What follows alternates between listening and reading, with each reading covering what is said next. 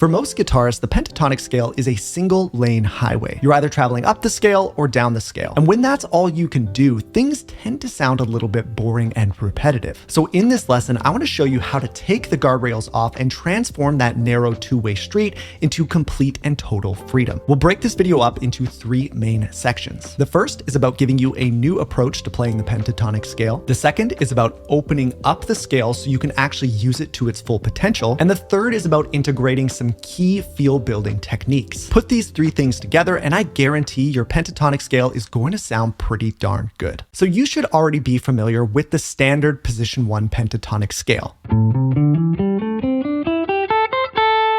And our first move here is to actually start breaking down and rewiring some of that muscle memory that you've developed. It's likely that your hand is so used to playing the scale the way that you've learned it that it won't even let you think creatively. So we've got a handful of methods to start this rebuilding process. First, we'll simply play through a section of the scale while intentionally skipping a note in the sequence. Let's say I want to skip this note right here.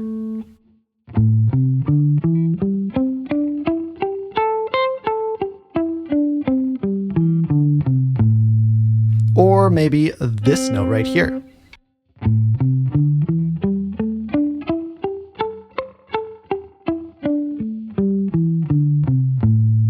And we want to work our way up to being able to do this at random, so skipping notes in the moment as we go up and down the scale.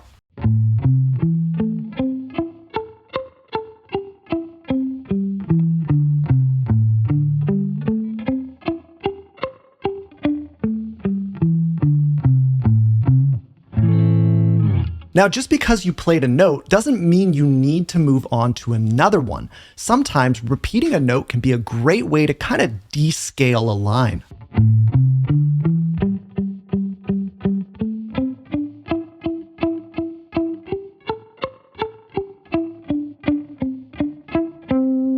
Let's keep going. Our next task is pretty easy, and that's just changing direction. At any point in the scale, you should be able to pivot and then carry on seamlessly.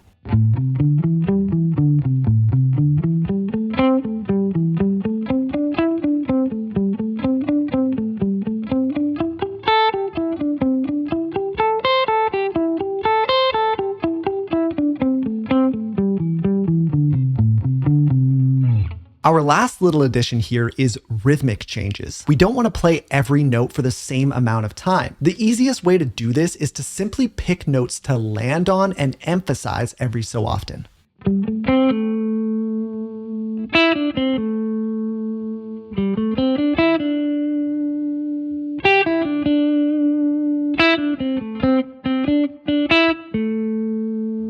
We're only just getting started here, but it's probably a good point to pull up a backing track or a song that you can jam your pentatonic over and drill all of these little things together until you get the hang of them.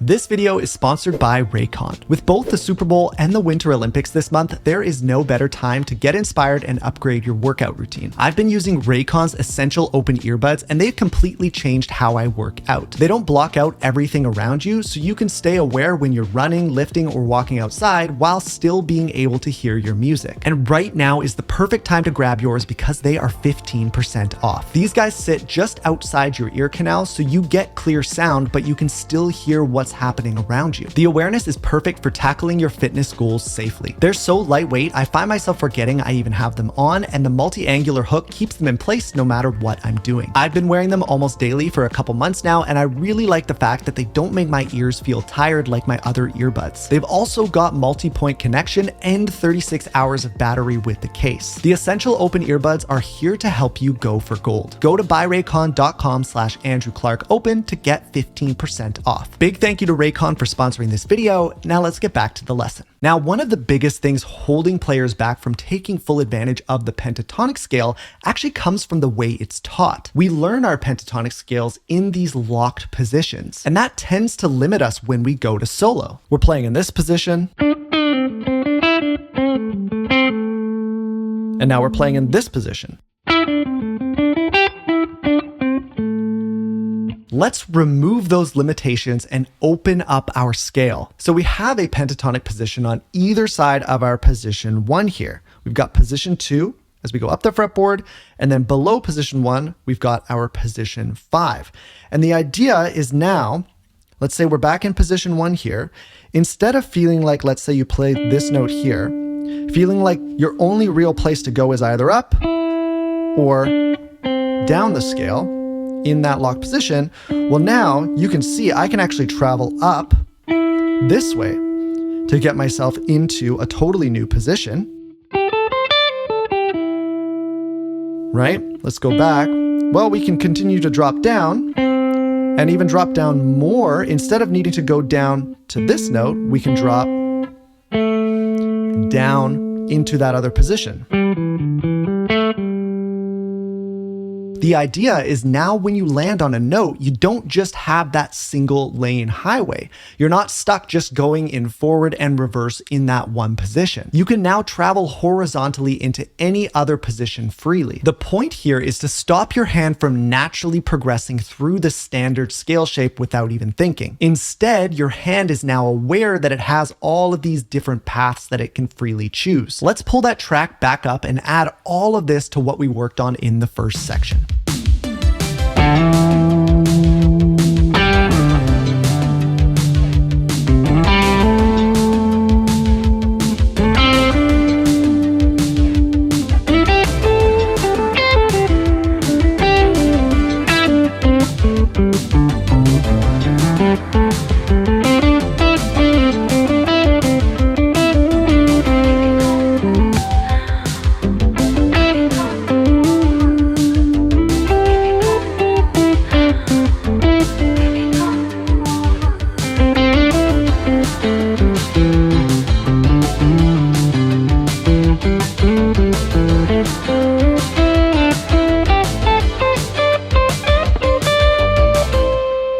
It's really great because all of this stuff works exactly the same no matter what key you're in as well. You just slide the scale shapes up or down the fretboard to fit whatever key you want to play in, and nothing else changes. Now, there's a lot more to making the pentatonic sound good than just picking the right notes. We want our playing to be rich and full of dynamics, not flat and one-dimensional. And we can achieve this through mastering a few key techniques. The first one is incredibly basic, and that's just learning how to control your picking velocity. Depending on how hard I hit this note,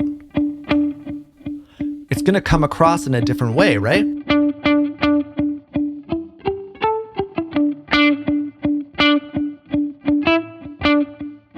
Another fairly basic one is to slide into your notes. So the whole idea here is to start 1 or 2 frets away from the note that you want to land on.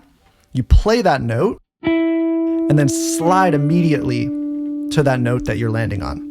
Now, the key here is to be very quick with it because otherwise you lose some of the sustain of the note when you slide. So if you're quick enough, you keep that sustain for the note that you land on rather than going.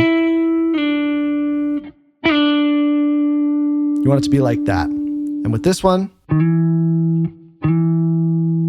just about getting that timing down. The next one I want to show you is a personal favorite, and it involves including muted strings alongside a note. So let's say I want to play this note right here. Well, I can mute all my other strings with my fretting hand, and then I get this cool kind of percussive sound alongside the note. And there's a few different ways that you can kind of use it.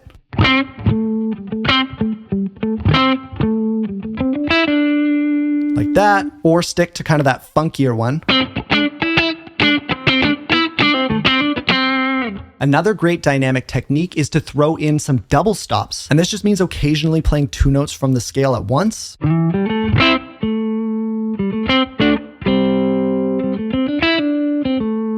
Now we're going to change up how we do our bends, and I've got 2 new bending techniques for you. The first is the pre-bend. So that just means bending the string up before you play it, picking it, and coming down. I do this all the time.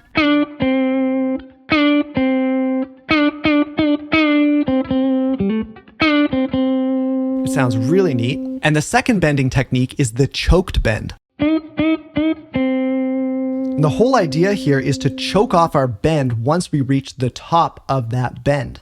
And we do this by releasing pressure, and just enough pressure on the string so that nothing else comes through. But if we release too much, so if we bring our fingers off too much, you get sometimes a harmonic or the string obviously ringing out. We don't want that. I also sometimes use the fingers on my strumming hand to touch the string at the same time to stop it and make sure nothing else comes through. There are so many other techniques that you could include here, but these are the difference makers in my opinion. Let's go back to the track once more and see how our pentatonic scale is sounding.